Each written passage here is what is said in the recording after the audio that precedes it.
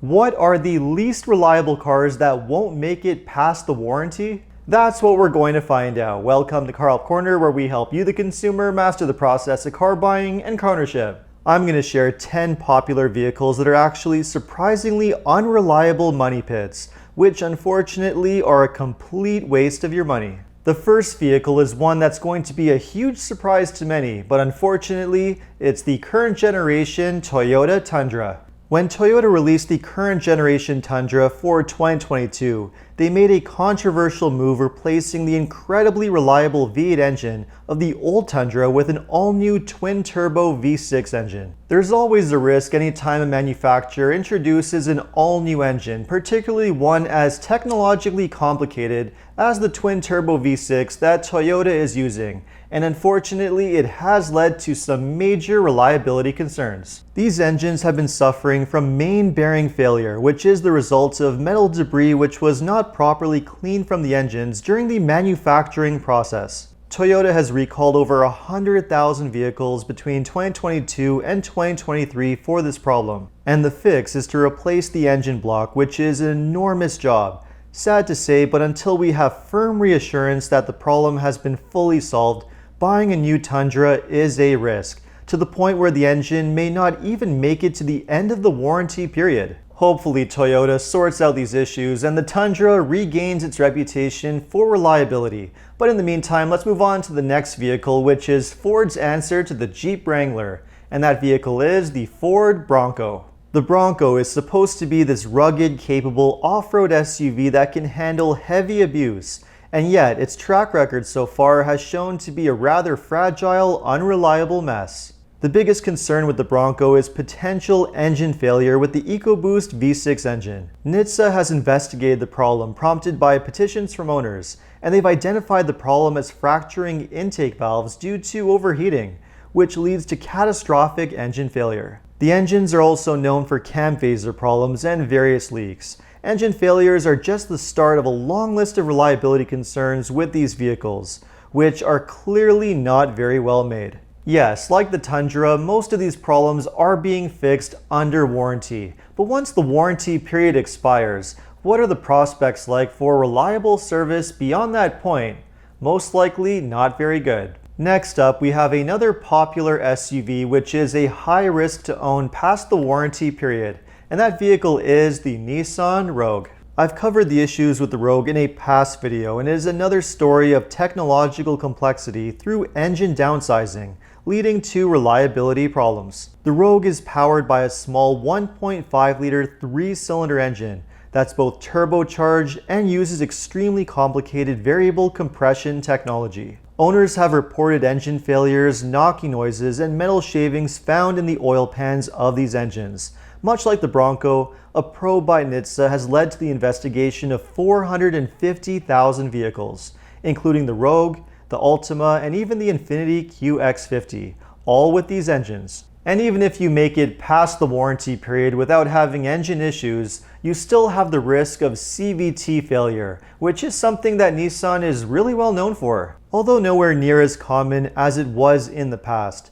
Nissan CVTs, which are made by Jaguar, are known for being notoriously fragile, especially when not maintained regularly. CVTs are also not rebuildable, so the only solution to a failure is a new CVT for 7 to 8 grand. So whichever way you cut it, the Rogue is just not a safe choice for long-term ownership. The next SUV is a very similar story, and that vehicle is the Jeep Compass. The Compass used to be a value buy that you could purchase for around 20 grand brand new. Now though, it has somehow become ridiculously expensive, often priced well over 40 grand, which is just absurd for what is still a low quality vehicle riddled with reliability concerns. Various engine, transmission, and electrical problems used to be common on the Compass.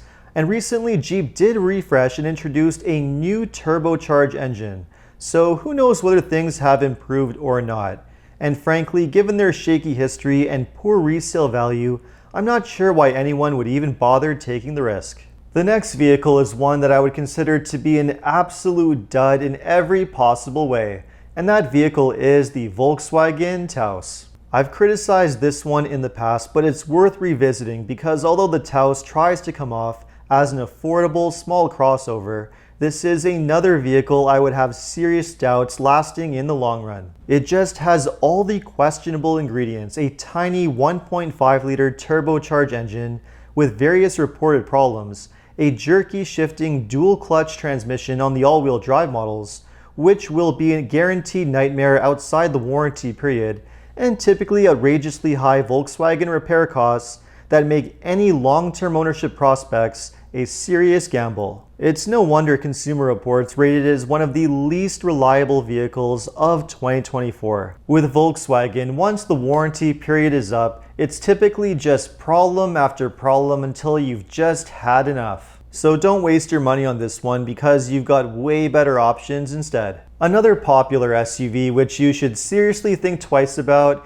is the BMW X1. I know buyers typically go for BMWs to get a luxury vehicle experience with great performance and a sporty ride, but the X1 seriously fails to deliver. There's nothing exceptional about it, and the only part of it that screams luxury to me is the ridiculously high pricing. This is not BMW's best effort. The engine has a terribly jerky start-stop system, almost as jerky as the horrible dual-clutch transmission, all of which just screams problems out of warranty. And being a BMW, you can bet that anything it will need will cost a fortune to repair, and they are a pain to service. Now, other BMWs are expensive long-term ownership prospects as well, but at least they're really well designed and really nice to drive. The X1 is a disappointment and just does not give the impression of a vehicle that's made to last, and is best to avoid. Another small luxury SUV that would fit into the exact same category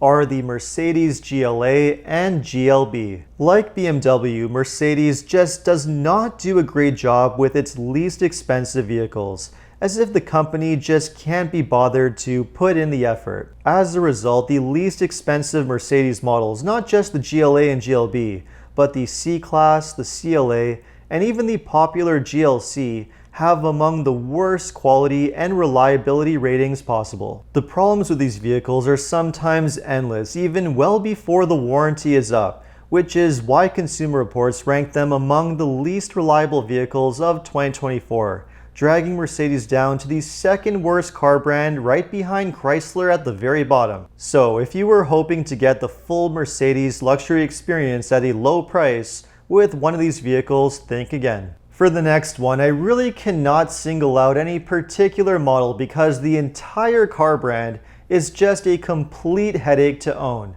and that brand is Jaguar. Unfortunately, Jaguar has become something of a disposable luxury brand.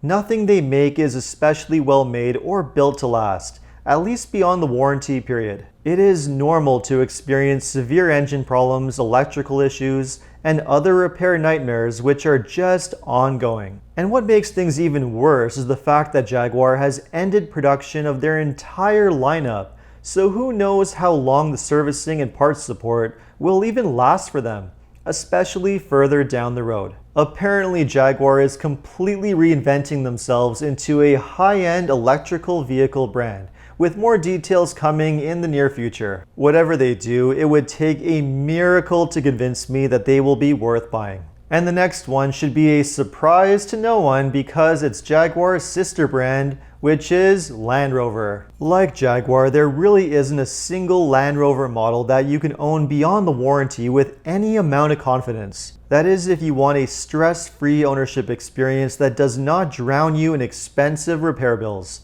Just about everything on these vehicles is known to go bad in no time, and servicing is insanely expensive and known to be a total nightmare. They are popular vehicles to lease for 2 to 3 years, especially the Range Rover models, but beyond that, they are just too big of a risk and a depreciation nightmare as well, so just avoid. And finally, that brings us to the final vehicle on the list, or brand I should say, because it is Maserati. Unlike Range Rovers, which at least have some redeeming qualities in terms of their driving feel and design, Maserati is a brand which doesn't have much of anything going for it. Their sedans and SUVs are so incredibly mediocre, and just reliability nightmares too. Moreover, they depreciate more rapidly than any other vehicle brand out there, and by quite a substantial amount. So you're not only pouring your money down the drain in expensive repairs, but you lose an insane amount of money even when they're not breaking down. There are very few brands out there that can suck away your money the way Maserati can, to the point where they are just a bad move regardless of whether you buy them in the short term or for the long term. Now, I'm sure not every single owner who buys one of these vehicles is going to have a terrible experience. It is certainly possible to get lucky and not run into issues, at least for the first few years. But the odds are certainly not in your favor, and the general likelihood of having problems is higher for these vehicles than it is for most others. So, if the goal is to have the least amount of problems, avoiding these vehicles is the safest way to go. So after watching this video, would you still consider buying or maybe leasing any of the vehicles on this list? And if you own one, what has your experience been like? Let me know in the comments, and if you enjoyed this video, make sure to like and subscribe. You can also take a look at my other videos by clicking these links over here. Make sure to follow me on Instagram, and if you need any additional car buying advice, recommendations, and help getting a great deal on your next new car purchase, make sure to visit carhelpcan.com. Thanks so much for watching, and see you next time.